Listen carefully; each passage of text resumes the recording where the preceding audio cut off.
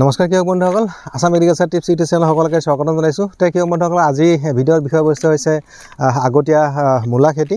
আৰু এই মূলা খেতি আপোনালোকে কেনেকৈ কৰিব, কি সাৰ প্ৰয়োগ কৰিব আৰু কম দিনৰ ভিতৰত আপোনালোকে বজাৰত কেনেকৈ এই মূলা শাক আপোনালোকে বেচিব পাৰিব আৰু অধিক লাভৱান হ'ব পাৰিব, তাৰে ওপৰত আজিৰ ভিডিঅ'টো মই প্ৰস্তুত কৰিলোঁ।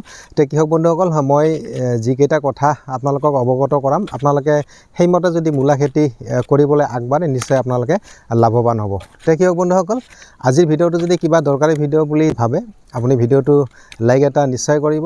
আৰু নতুনকৈ যদি কোনোবাই মোৰ চেনেলত ভিডিঅ' আজি চাই আছে, আপোনালোকে এনেধৰণৰ ভিডিঅ' পাই থকাৰ কাৰণে মোৰ চেনেলটো আপোনালোকে ছাবস্ক্ৰাইব কৰি ৰাখিব পাৰে, যাতে মই ভিডিঅ' আপলোড কৰাৰ লগে লগে আপোনালোকে ভিডিঅ'বিলাক পাই যায়। কৃষক বন্ধুসকল, যিহেতু ভাদ মাহ চলি আছে আৰু এইখিনি সময়ত আপোনালোকে প্ৰথম পাচলি হিচাপে বা শাক হিচাপে আপোনালোকে কিন্তু মূলা খেতি আপোনালোকে কৰিব পাৰে। আৰু ইয়াৰ কিছুমান গুণাগুণ আছে, লাভ আছে। মই লাভখিনি আপোনালোকক দেখুৱাই দিম বা আঙুলিয়াই দিম যে আপোনালোকে এই মূলা খেতি আচলতে কিয় কৰিব। ইয়াৰ আগৰ ভিডিঅ' এটাত মই আপোনালোকক অৱগত কৰাইছিলোঁ যে আপোনালোকে এতিয়া যিহেতু ফুলকবি কৰিব, বেঙেনা কৰিব, হয়তো জলকীয়া কৰিব, মানে যোনবিলাক শীতকালীন আপোনাৰ পাচলি হয় সেইবিলাকৰ খেতি কৰিব। কিন্তু এইবিলাকত সাৰ আপোনালোকে নিশ্চয় প্ৰয়োগ কৰিব, জৈৱ সাৰে হওক বা ৰাসায়নিক সাৰে হওক। আৰু যেতিয়া আপোনালোকে নতুনকৈ সাৰটো দিয়ে, আৰু এই সাৰটো কিন্তু পৰৱৰ্তী সময়ত বহুত কামত দিয়ে। তে মোৰ কথাটো হ'ল যে আপোনালোকে এই খেতিৰ আৰম্ভণিটো আপোনালোকে মূলা খেতিৰে আৰম্ভ কৰক। আৰু এইকাৰণে কৰক যিহেতু মূলাটো একেবাৰে কম দিনৰ এটা পাচলিৰ খেতি হয়, গতিকে আপোনালোকে কম দিনতে এই মূলা উঠাই আপোনালোকে বেচিব পাৰিব। তাৰ ফলত কি হ'ব, মাটিখিনি আপোনাৰ তৈয়াৰ হৈ থাকিলে বা মাটিত যিবিলাক সাৰ আপোনালোকে ব্যৱহাৰ কৰিলে সেইবিলাক এই মূলাই খাই শেষ কৰিব নোৱাৰে, সেইবিলাক মাটিত থাকি যাব। আৰু পৰৱৰ্তী সময়ত এই মাটিত আপোনালোকে বেঙেনা, জলকীয়া, ফুলকবি, বন্ধাকবি যি আপোনালোকে কৰে সেইবিলাক আপোনালোকে কৰিব পাৰিব। কৃষক বন্ধুসকল, যদি আপোনালোকে এই মূলা খেতি কৰে, তাৰ কাৰণে আপোনালোকে মাটি কেনেকৈ তৈয়াৰ কৰিব সেইটো হৈছে প্ৰথম কথা। এতিয়া যিহেতু বতৰ খৰাং, বৰষুণ তেনেকৈ পৰা নাই। আমাৰ কিন্তু নামনি অসমত তেনেকৈ এতিয়া বৰষুণ হোৱা নাই, প্ৰায় 15 দিনমান হ'ল কোনো কিন্তু বৰষুণ নাই। আৰু এইখিনি সময়ত যদি আপুনি মূলা খেতি কৰিব বিচাৰে, আপোনালোকে ধুনীয়াকৈ য'ত কৰিব আপোনালোকে বহল ভিত্তিত কৰক, এবিঘা মাটিত কৰক, 2 বিঘা মাটিত কৰক। এতিয়া আপোনালোকে অ'পেন ফিল্ডত কৰিব পাৰিব। এতিয়া আৰু আপুনি সেই ওপৰত প্লাষ্টিক দি বা পলি হাউচৰ ভিতৰত কৰাৰ প্ৰয়োজন নাই, যিহেতু বতৰ ফৰকাল হৈ আহিছে এতিয়া, আৰু লাহে লাহে আৰু বেছি ফৰকাল হ'ব। বৰষুণ দিয়াৰ সম্ভাৱনা হয়তো মাজে মাজে কেতিয়াবা হ'ব পাৰে। আৰু চান্সত যদি আপোনালোকে এই মূলা খেতিটো উঠাই ল'ব পাৰে এবিঘা মাটিত, আপুনি মাৰাত্মক এটা লাভ দেখিবলৈ পাব। মই সেইখিনি কথা গেৰাণ্টি দি ক'লোঁ। কৃষক বন্ধুসকল, এই মাটি তৈয়াৰৰ কথাটো হ'ল যে প্ৰথমতে আপোনালোকে মাটি চহক, 2-3 চাচ এনেকৈ দিয়ক, ট্ৰেক্টৰে দিয়ক বা গৰু হালেৰে দিয়ে, যেনেকৈ নকৰক কিয় 3-4-5 চাচ আপোনালোকে দি দিয়ক। আৰু সাৰ আপোনালোকে ব্যৱহাৰ কৰিব প্ৰতি বিঘা মাটিত কমেও কিন্তু 1 ট্ৰলি পুৰণা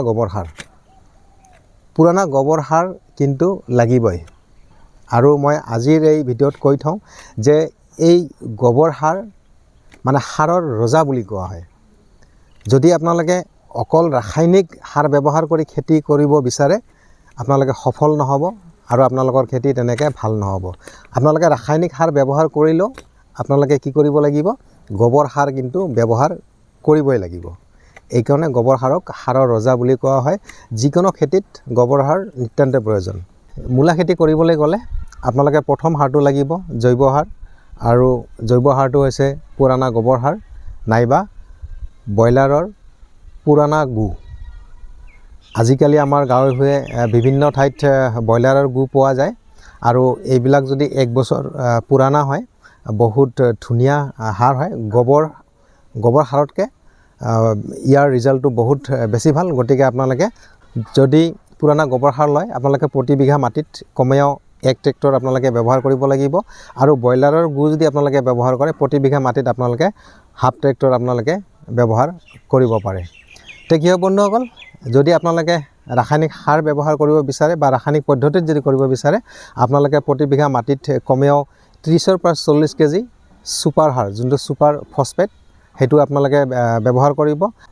আৰু ইয়াৰ লগত আপোনালোকে ব্যৱহাৰ কৰিব NPK, যোনটো 10-26-26 সাৰ, সেইটো আপোনালোকে ব্যৱহাৰ কৰিব প্ৰতি বিঘা মাটিত আপোনালোকে 20 কেজি। তে কি হওক বন্ধুসকল, আপোনালোকে কিন্তু এই মূলা খেতিত ভুলতো আপোনালোকে DAP আপোনালোকে ব্যৱহাৰ নকৰিব বা পটাছ তেনেকৈ ব্যৱহাৰ কৰাৰ প্ৰয়োজন নাই। পটাছ আপোনালোকে অলপকৈ ব্যৱহাৰ কৰিব পাৰে, হয়তো প্ৰতি বিঘা মাটিত আপোনালোকে 5-6 কেজি আপোনালোকে পটাছ দিব পাৰে, কিন্তু বেছি দিয়াৰ প্ৰয়োজন নাই। তে কি হ'ব বন্ধুসকল, সেইখিনি হ'ল সাৰৰ কথা। আৰু আপোনালোকে কেঁচু সাৰো ব্যৱহাৰ কৰিব পাৰে, কিন্তু যদি আপোনালোকে বহল ভিত্তিত কৰে, এবিঘা 2 বিঘা তেনেকুৱা মাটিত যদি আপোনালোকে কৰে, হয়তো কেঁচু সাৰ বহুত লাগিব বা এটা খৰচৰ কথা আছে। গতিকে আপোনালোকে মোৰ বোধেৰে আপোনালোকে পুৰাণা গোবৰ সাৰ ব্যৱহাৰ কৰক, আৰু নহ'লে আপোনালোকে যোনটো ব্ৰইলাৰৰ গুৰ কথা ক'লোঁ, সেইটো আপোনালোকে ব্যৱহাৰ কৰিব পাৰে।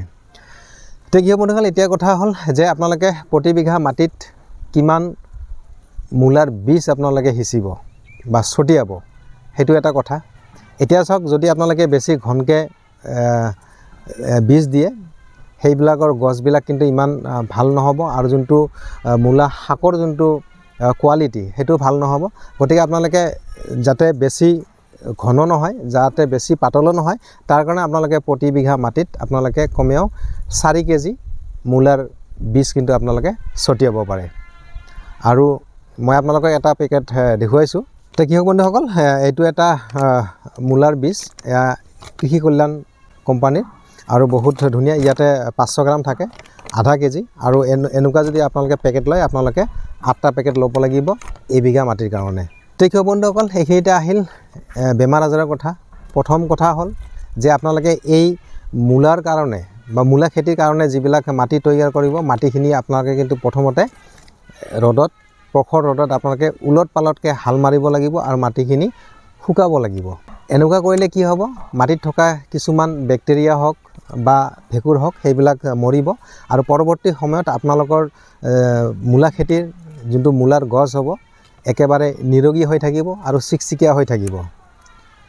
তাৰ কাৰণে আপোনালোকে ভেঁকুৰনাশক আপোনালোকে ব্যৱহাৰ কৰিব, একেবাৰে কম দামৰ ভেঁকুৰনাশক, যোনটো চাফ ভেঁকুৰনাশক, সেইটো আপোনালোকে প্ৰতি লিটাৰ পানীত 2 গ্ৰাম মিহলাই স্প্ৰে কৰিব।